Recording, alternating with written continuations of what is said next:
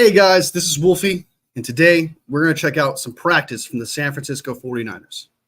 I completely forgot that there was practice today, so that's why the thumbnail is kind of lying to you. I was originally going to do some, just check out the cuts and then check out the rest of the cuts throughout the league. However, there's not enough really out there. Nothing really new has happened. For the San Francisco 49ers, they have cut. Let me bring it up here. It's not that many. They got like 6 players, so they cut. Matt Breida, Keyshawn Vaughn, John Trey Kirkland, Frank Darby, Lewis Kidd, and Presley Harvin III. The punter, Presley Harvin III, I actually kind of like him, to be honest with you. But it's Wisnowski's job for sure. As long as Wisnowski's healthy, it's fine. But those are the 6 players that are currently have been waived or released. I do think we're going to keep Matt Breida part of the practice squad because just in case a running back gets hurt, he'd be good to have. I don't think he's the worst running back in the world, but he is familiar with the scheme, so that's good to have. Lewis Kidd was nothing. Frank Darby impressed a little bit. We would need a lot of receivers to get hurt to bring him back. And John Trey Kirkland was just a body, so nothing too special there. Nothing really about that. So that's pretty much your update there. One more thing. Oh, let's check to see if New Orleans released no, they did not. Okay, I was hoping they would release Peyton Warner, I think his name was. And then the Raiders, let's see if what the Raiders decided to do. I don't think Minnesota released a lot of offensive linemen. They released 1, 2, 3, 4 offensive linemen already. None of them look familiar. All right, where's the Raiders? There we go. Raiders will release 2 dudes. Dang, man, they're freaking. Man, they're cutting it close. Only 2? That's crazy. Out of 90? Game changer. All right, they've only cut 2 guys, wide receiver Jeff Foreman and DB Wood Governor. His name is Wood Governor. Call me immature. That shit's funny. Oh, shit. Papa, what up, brother? Welcome to the stream, man. Welcome. Hope your day is good.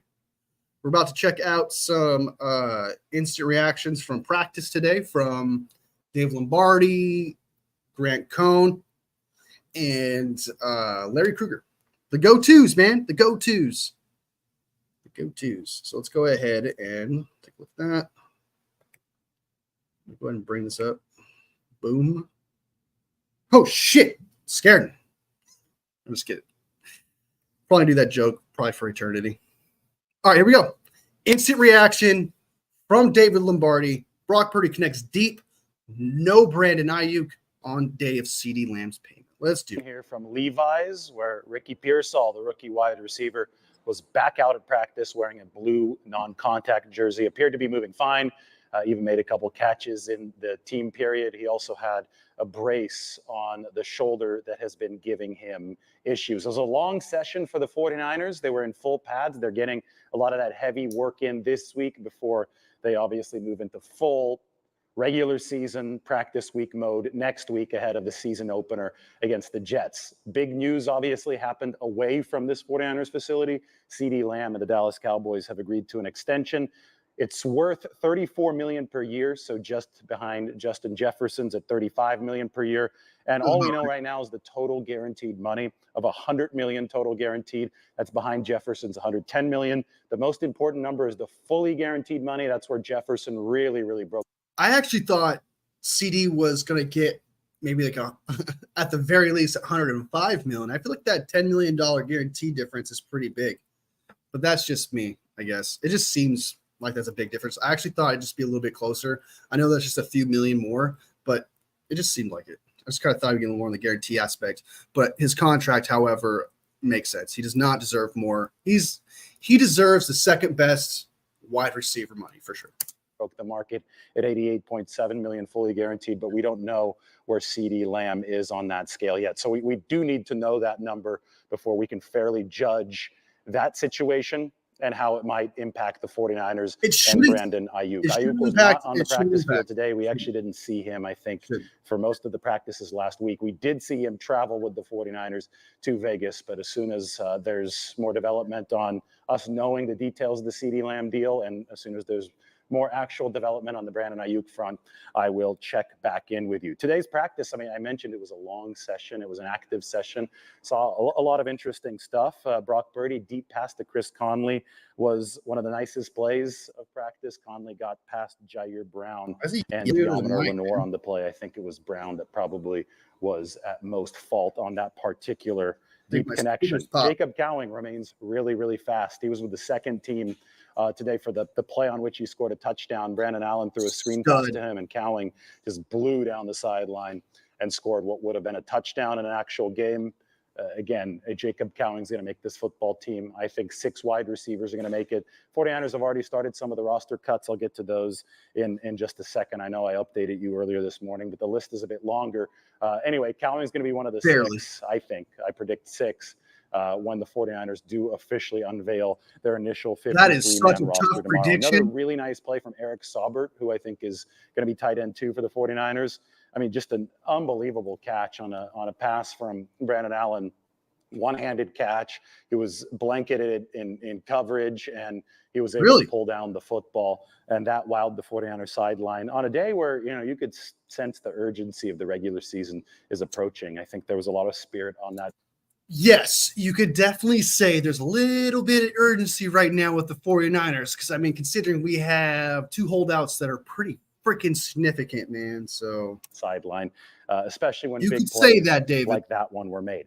We need to talk about how good Deebo Samuel is making contested catches. He caught a deep pass today, and it was one where, again, he's in the midst of defenders. He's also catching crossers where he's in the midst of defenders.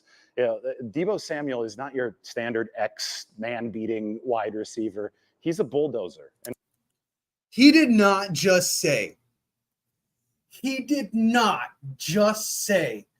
Deebo Samuel is not just your typical man beater. Pause. I'm sorry. Did he not see that game? Was against the Raiders where he tried doing like this double step move thing? Dude, it's not a route runner, man. I don't know what the fuck you're talking about.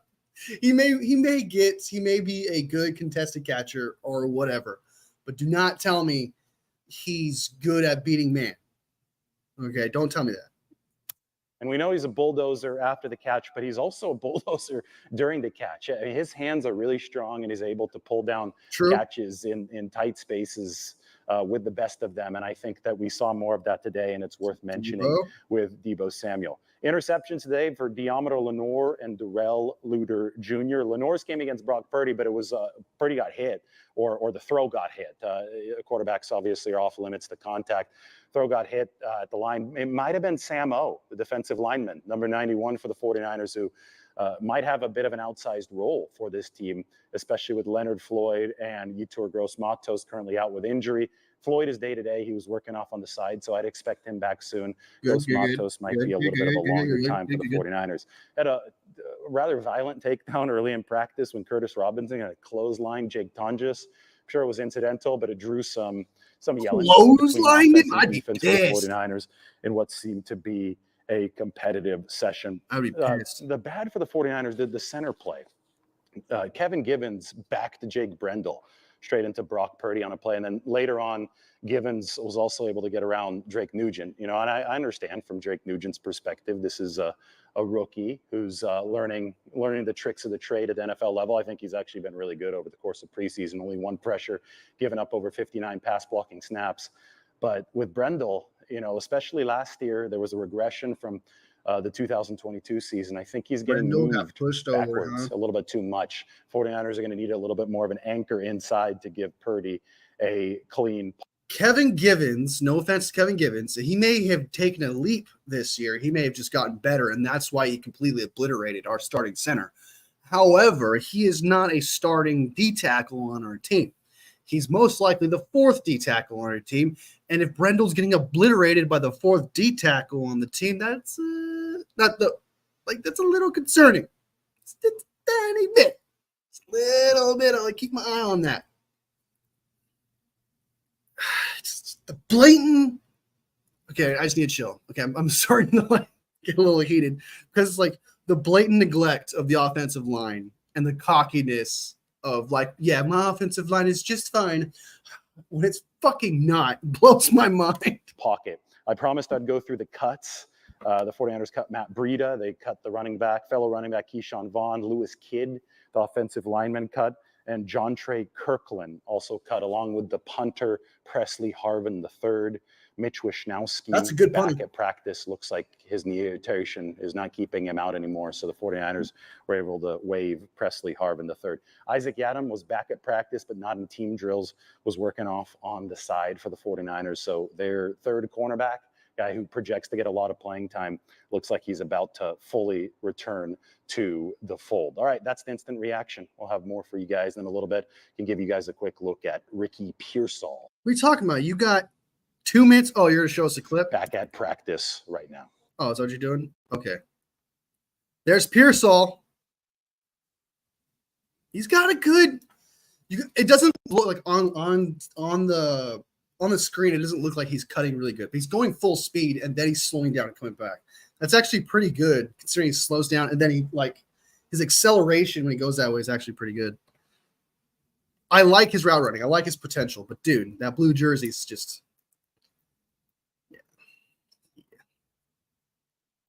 There's Cowing. Wow, that's foreshadowing right there. Did you guys see that? Did you guys see that foreshadow? Boom.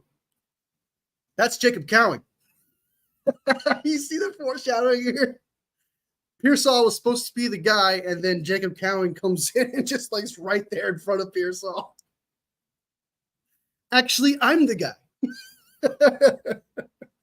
I'm the one you're supposed to be talking about. All right, enough of that. Let's go ahead and check out.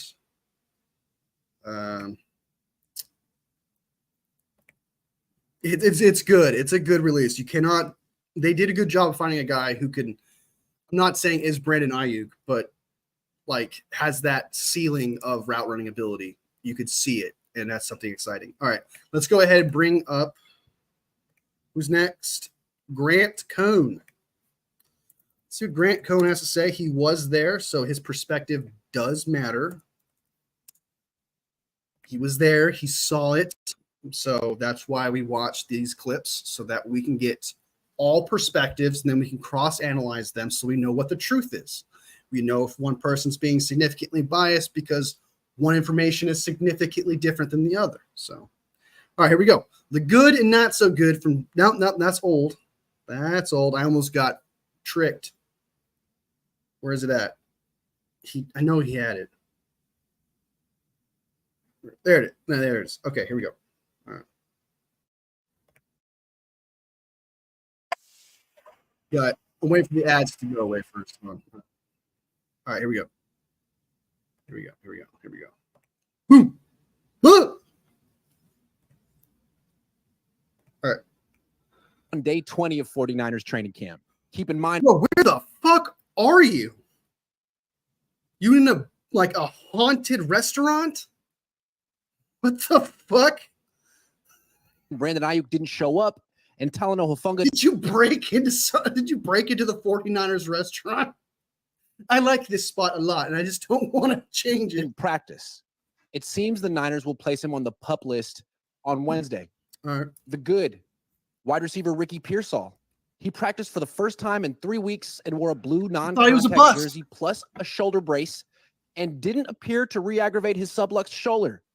That's a win. He also caught one pass from Brandon Allen during team drills. Let's see how long it will take Pearsall to get rid of that blue jersey. Wide receiver Jacob Cowing. He caught a screen pass from Brandon Allen and exploded through the defense to score a 60-yard touchdown. The 49ers haven't had a receiver as explosive and versatile as Cowing in a very long time. He's going to add a brand new element to the offense. Wide receiver Ronnie Bell. He gained 20 yards on a screen pass, then beat Darrell Luter Jr. with an out route for a 15-yard gain. Then he caught a pass that was tipped into the air by 2 defenders. Then he beat Travarius Ward for a first down on 3rd and 6. The 49ers need to find a spot on their 53-man roster for Bell. I could not agree more. A lot of people don't like Bell. A lot of people don't think he's going to make it just because he's had some off moments. Well, I think his blocking ability is there. I've seen it against the Saints. I can't remember what highlight I saw, but he was blocking really well. We need that without a doubt, especially if Ayuk's not going to be there. We need someone to block. Not to mention, Bell is capable of making big plays. I've seen it. He can catch a touchdown from Brock Purdy. He did it last year. He can do things. I think he's got a ceiling. And I believe it or not, I couldn't agree with Grant Cohn more on this. I couldn't agree more. That really hurt. He has serious talent. Hurt right here. Cornerback Yiadom Lenore. He intercepted Brock Purdy for the 6th time in 20 practices. He's just good, dude. Lenore was covering Robbie Chosen, undercut the pass while it was in the air, and returned it for a touchdown. Lenore has gotten so good at that maneuver. He's having an all-pro training camp, if that's a thing. Cornerback Darrell Luter Jr. He locked down Deebo Samuel, then broke up a deep pass intended for Robbie Chosen, then recorded a pick 6 on a pass thrown by Joshua Dobbs. Luter Jr. has to make the 53-man roster. Well, I haven't projected. He could start one day. Strong safety Malik Mustafa. He started at strong safety in place of George Odom, who injured his ankle during pregame warmups on Friday. And Mustafa looked like an upgrade. First, he blitzed and sacked Brock Purdy. Next, he broke up a Purdy pass that was intended for George Kittle. Mustafa covered a man-to-man and shut him down. He should start week 1. The not-so-good. Quarterback Brock Purdy. He threw yet another interception. This time, Yiadom Lenore picked him off. In addition, Fred Warner and Jair Brown both dropped interceptions that Purdy spoon-fed to them. It seems like Purdy really misses Brandon Ayuk, who still hasn't signed an extension with the 49ers. Even when Brandon Ayuk was there, he was still throwing interceptions, just like you said. You said he always does it. So it doesn't matter if he's almost throwing interceptions now, because he's been doing that before. So bringing in Brandon Ayuk in that comment made no sense. Made no sense at all. Had nothing to do with Brandon Ayuk. Purdy's always been doing that. Not to mention, we've all seen Purdy throw balls and for some reason play like there's this like luck factor that Brock Purdy does have, or he's throwing such a good ball it's hard for the defender to catch it. Either way, there is this thing where the ball does not stay in the defender's hands. That I don't know why. I have noticed a lot, and it's crazy. So, but this has nothing to do with Brandon Ayuk. This is what Purdy does in practice. You have said it yourself.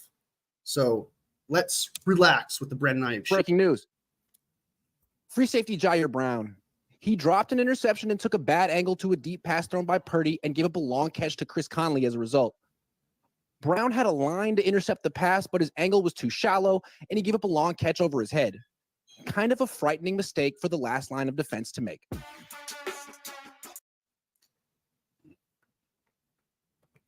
Said my piece. I said my piece on that guy. All right, we're done. We're moving on. We're moving on. Let's go ahead. And now we got to hit up Larry Krueger. Let's see what Larry Krueger has to say, because I think he was there. He could have been there. I don't think he was. Maybe. We'll see. Was he there? Maybe not. We'll find out.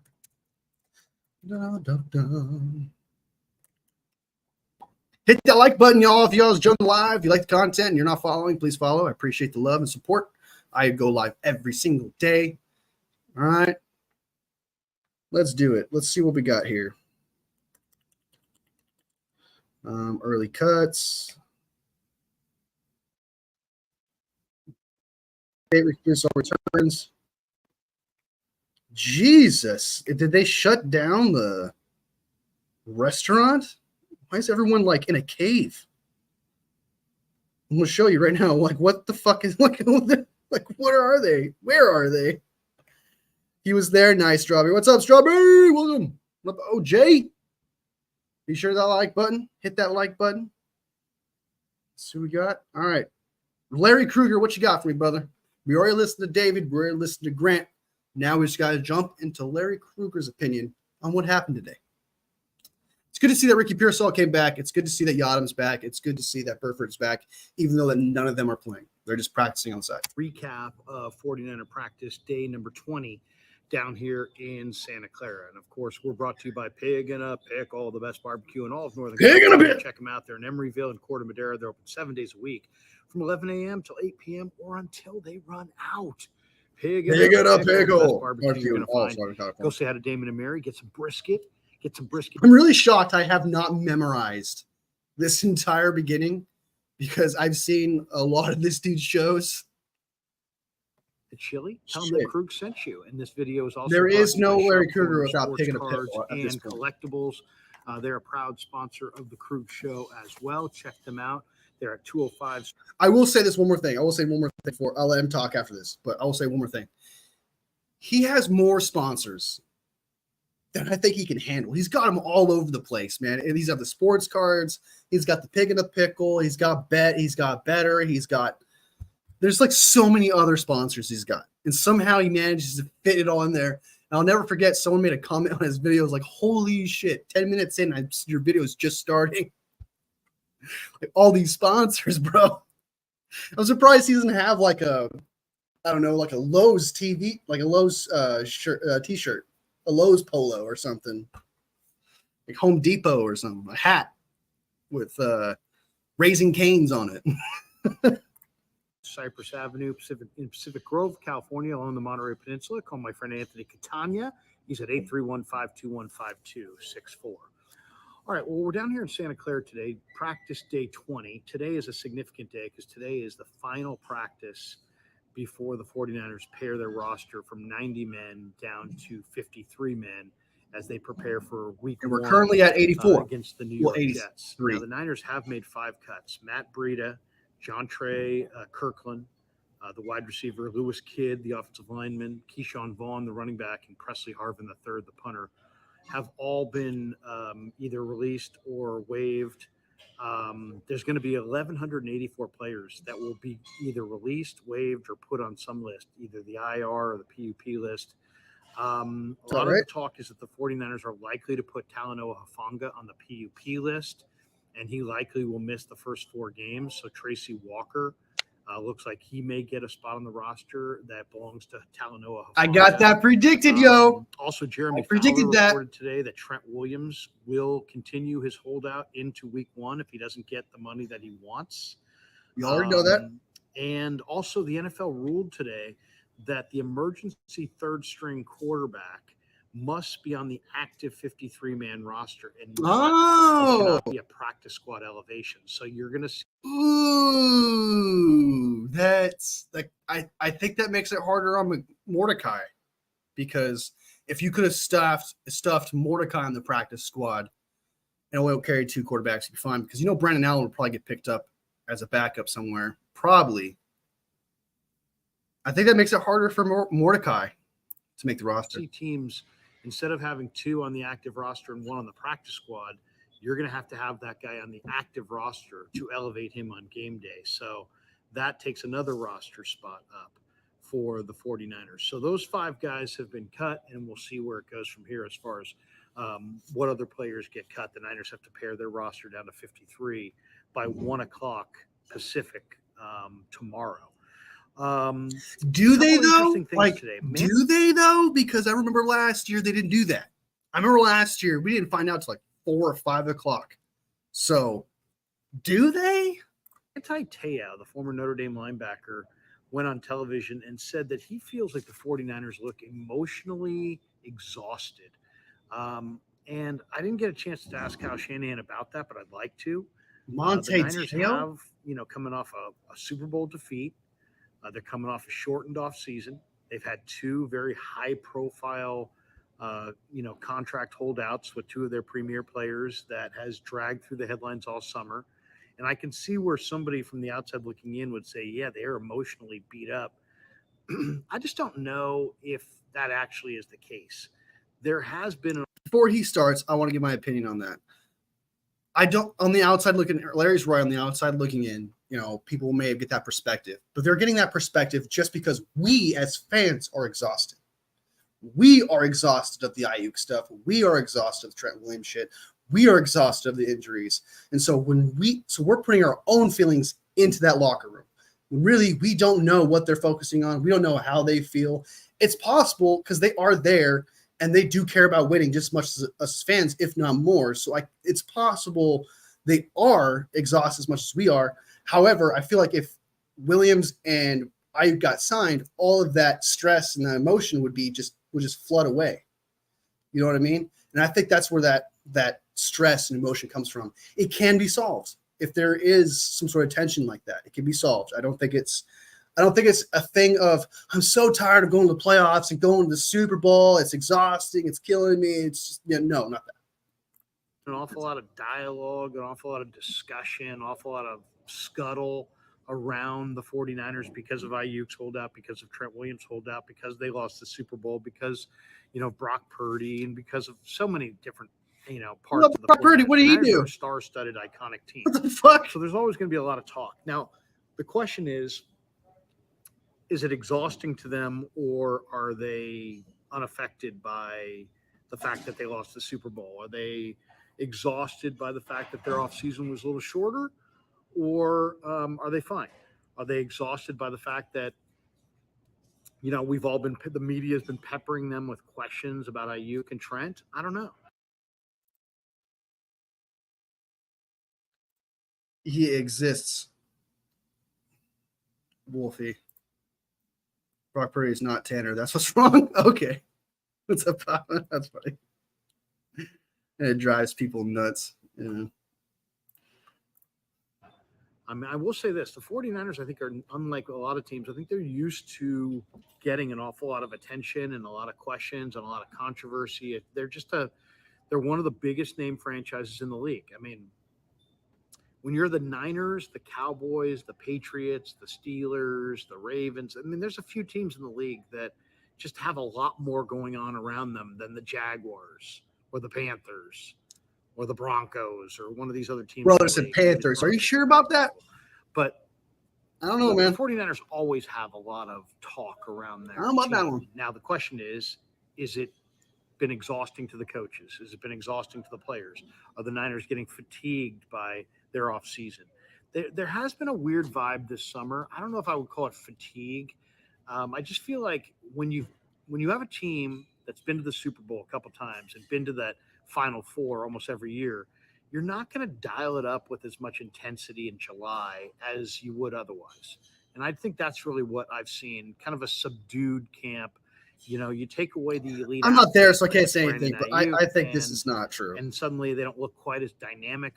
I'm strongly disagreeing with Blair right now. Just giving you guys a heads up. With what the tangent he's going on right now, I strongly disagree with what he's talking about. But I'll let if you agree with him, fine, that's cool. But I'm letting you know that I disagree with what he's saying here.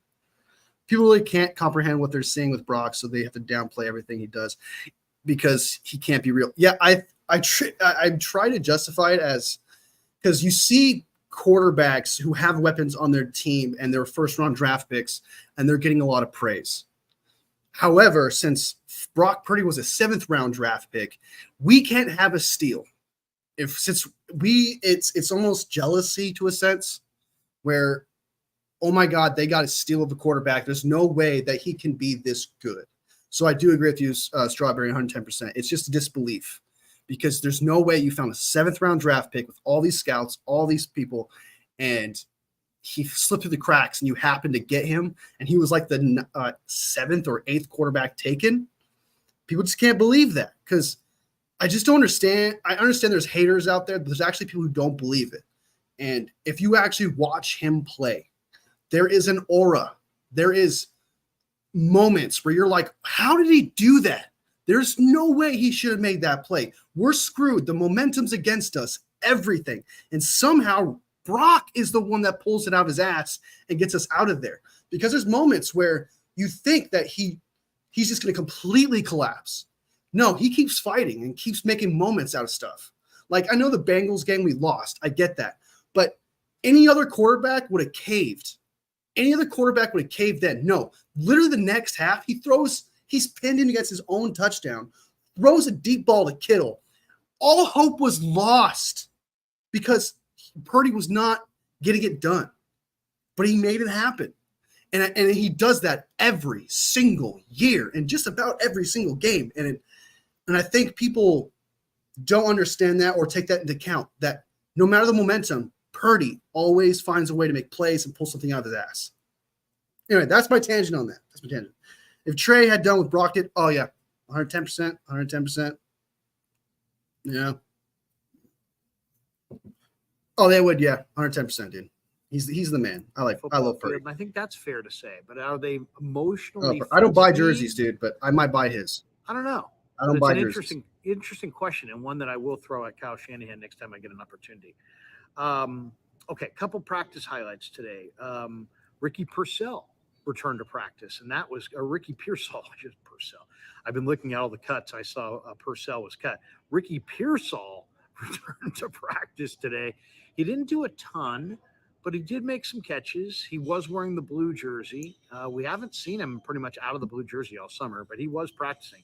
There was a report that Isaac Yiadom had returned to practice. I did see him out on the field, but he definitely did not return to practice. I did not see Brandon Ayuk today. If he was here, I didn't see him. I don't think he was. Nope. One of the themes this summer is that JP Mason continues to dominate and impress every single day. He had a couple really nice runs today.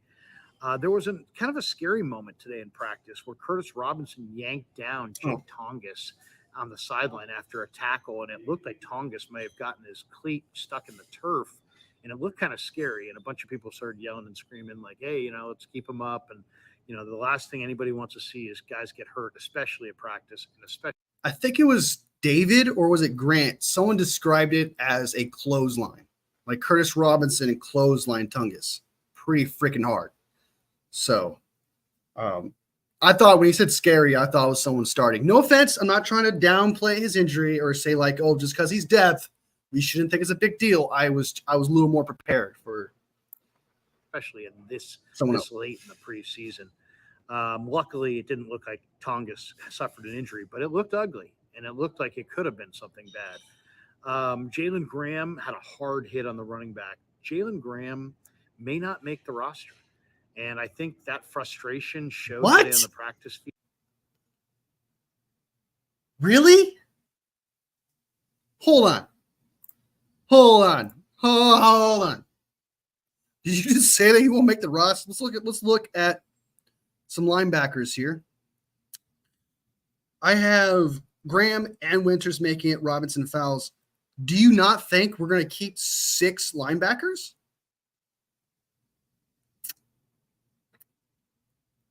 I don't know. I'm pretty confident this man makes the roster. I never doubted it for half a second that Graham doesn't make the roster.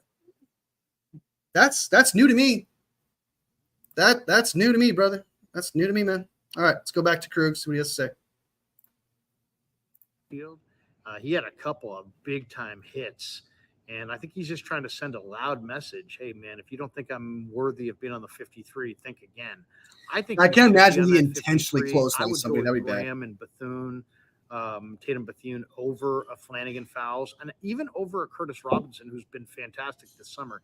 Why? Because I just think that there's way more upside potential down the road in Bethune and Jalen Graham and D. Winters than I see in Curtis Robinson or Demetrius Flanagan Fowles. So I hope the Niners take a long-term approach with their linebacking core and not as much about who fills the what's a seamless filling of the roles on special teams. It's like, yeah, you know what? If you go with Jalen Graham, there's probably a little bit more risk there. There's a little bit more projection there. He's probably not as good a special teamer as Demetrius Flanagan Fowles.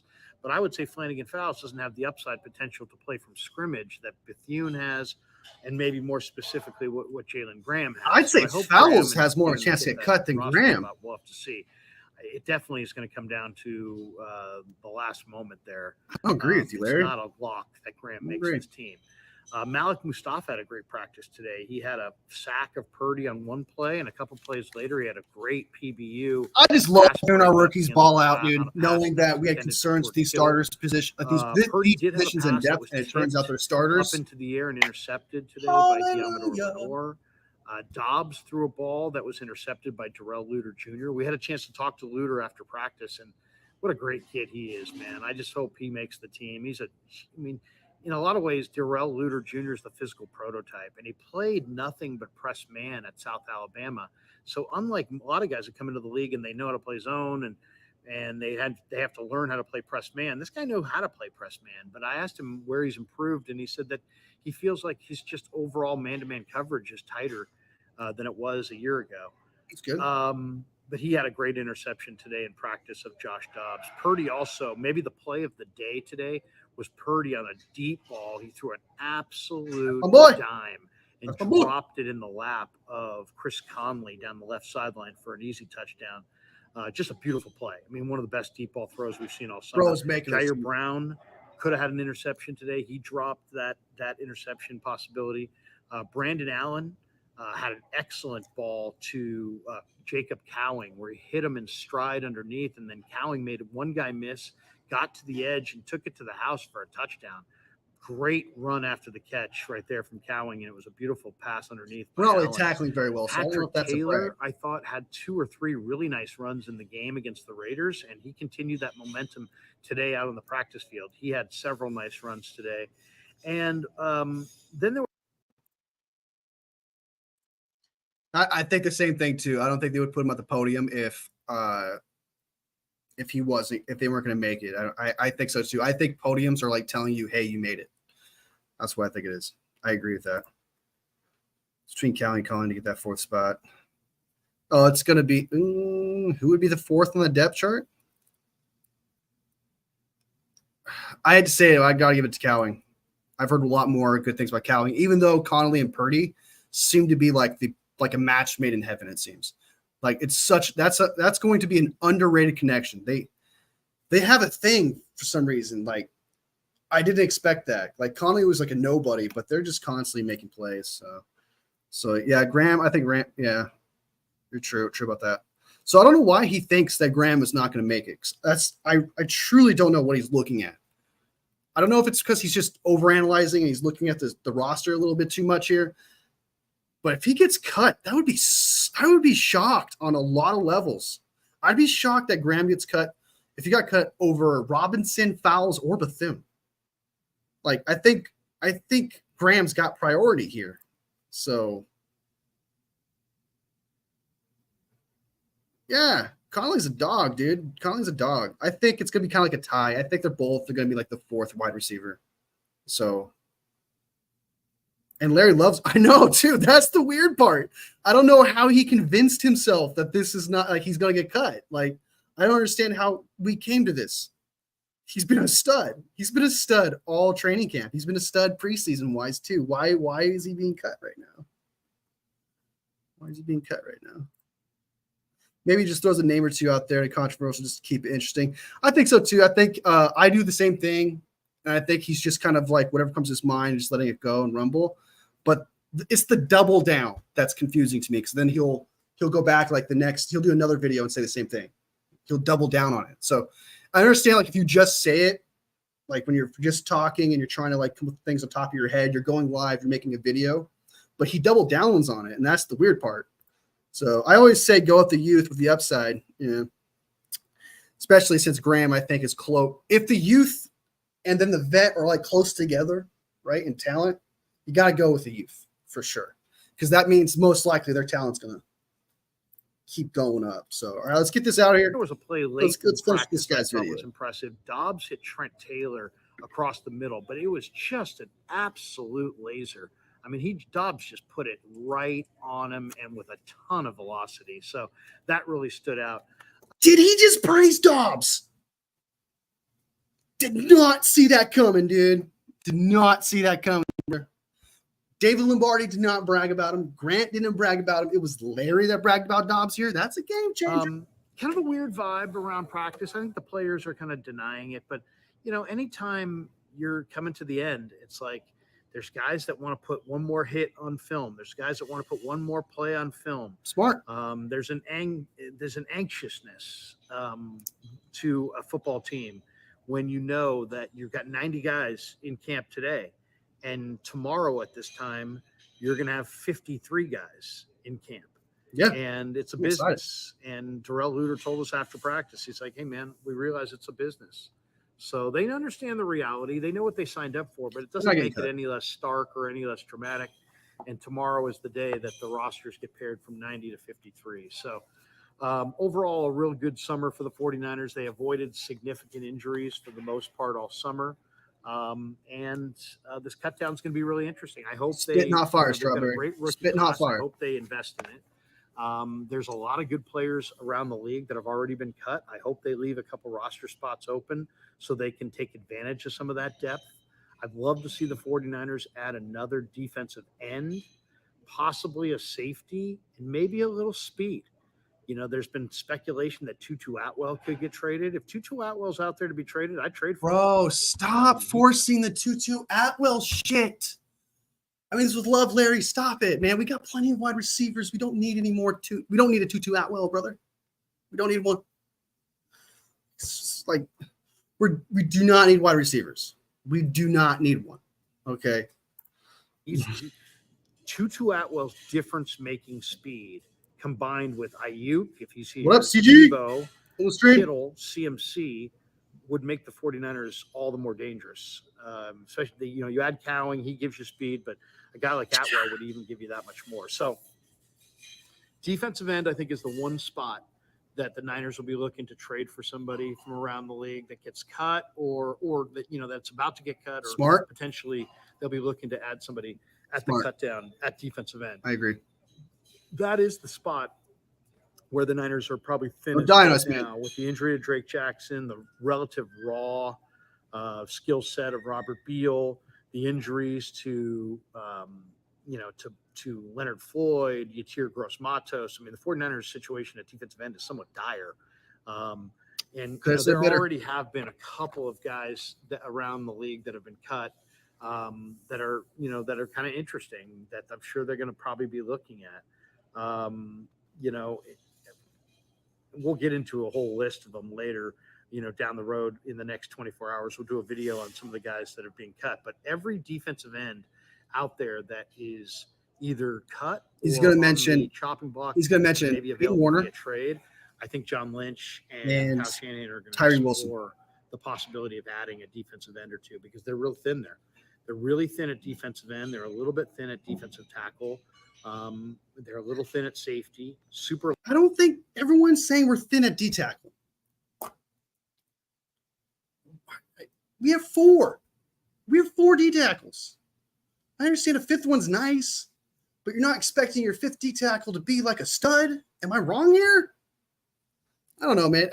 It's just me, though. I know that everyone else. So that's just me. I don't think it's that dire.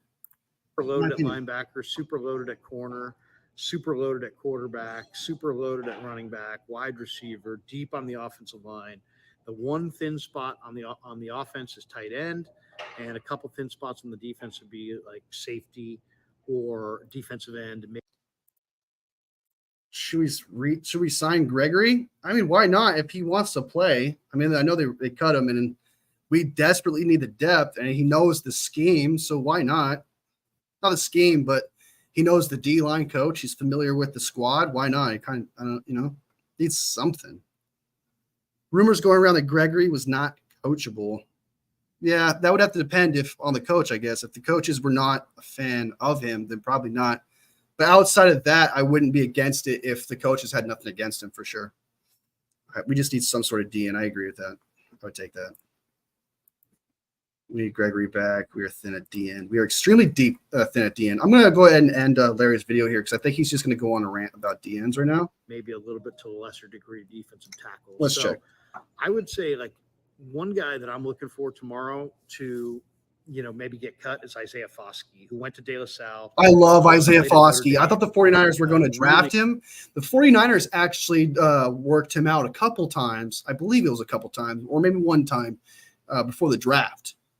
I liked Foskey, but then again, the real reason why I really liked him, he looked dominant on the field, but he also had a shit ton of sacks. He had a lot. So if we can get Foskey, I'll be a little bit happy about that. I like the upside. Why not? I liked him before the draft, and then I saw the Saints pick him up. I think it was like the 40th overall pick that year. I really wanted Foskey that year. Really a talented kid. This kid showed up to the Niner Pro Day last year, despite the fact that he was going in the end of the first or high second round, and the Niners didn't have a pick. So, I think they have interest in him, I'm sure, and I'm sure he has interest in being a 49er and playing in the Bay Area. So that will be a name to watch for in the next 24 hours. If the Saints, who are really loaded with, a bunch of guys on that defensive line, Granderson and others, if they wind up cutting Isaiah Foskey or Peyton Turner, you might see the 49ers try to sign that player. I take either one, brother. I take either one. It don't even matter to me, man. 2025 draft to try to get in front of teams in the waiver wire process and just try to trade for a player and skip the waiver wire deal altogether. But I think the 49ers will be on the lookout for every and any defensive end that potentially that's going to shake free here at the deadline. All right, that's going to do it for us. Thanks to boot time, eh? All right, let me pull up this is my current roster projection. What is red, I think, is going to be cut. What is green, I think they're going to stay. It's orange, orange. They may or may not consider picking that player up. Also, I like them. So for certain reasons, such as like the D end, we might keep Gavin or Barrett, even though I don't think they're like starting caliber or really should make the team, but we're really thin at that position. So I made them orange because we need it. And it's got to be one of them that makes it. The safety position, I couldn't tell between Walker and Mahoney, and I really feel like Walker is going to have it way more than Mahoney is, so I had him as orange. Honestly, I really should put him as red because he's really the outside looking in, so I'm going to go ahead and make him red. I'm going to keep Anderson and McGill orange because I do not know if they're going to keep 5 D tackles, because if they do, it's going to be one of these guys. I don't think it's going to be Brown. I don't think it's going to be Williams. And I think Williams is actually hurt. But I'd be happy with these 4 here, and then if one of them gets hurt, I would just pick up a guy off from the practice squad. You know, that's all I would do. I don't think you need to go anywhere beyond 4 D tackles. So. All right, we got here Malcolm Kuntz. We should trade for. I don't know who that is. Is that like a linebacker? Or it sounds familiar. It's been announced dress presser on Wednesday afternoon. What's happening Wednesday afternoon? Well, it says July. What was it? July? Not July. It was August 27th at 1 p.m. is when they do the cut downs. If that's what you're talking about.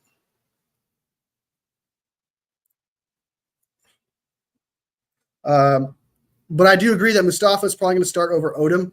But if Odom hurt his ankle, it's possible that Mahoney might make the roster if Odom can't play, if he actually did hurt his ankle. Offensive line, I couldn't tell. I heard that the offensive line coach likes Barch, so I left him orange just for that reason, because it's going to be between Zakel and Barch, but I definitely have Zakel making it over Barch just because he's friends with Brock Purdy. And if you're center, you need someone who's familiar with you because you are putting some hands on somebody's tank. So,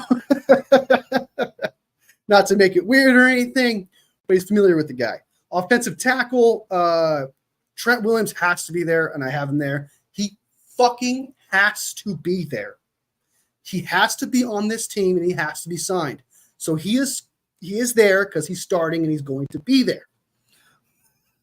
And Moore is 49ers fan favorite. Hubbard is like the only tackle we have left that is remotely talented or has any kind of skill.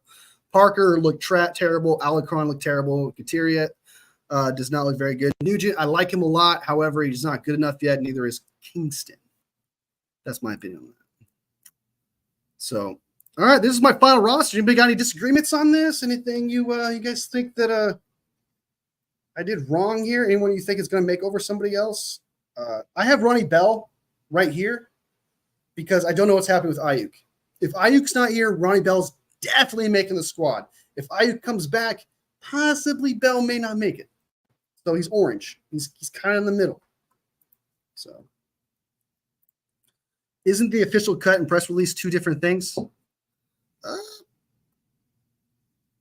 I think it's just you officially know on Tuesday, and then they have a press conference about the cut about the roster the next day. I don't know if it's like this. It's official once they have a press conference or anything, if that's what you're saying.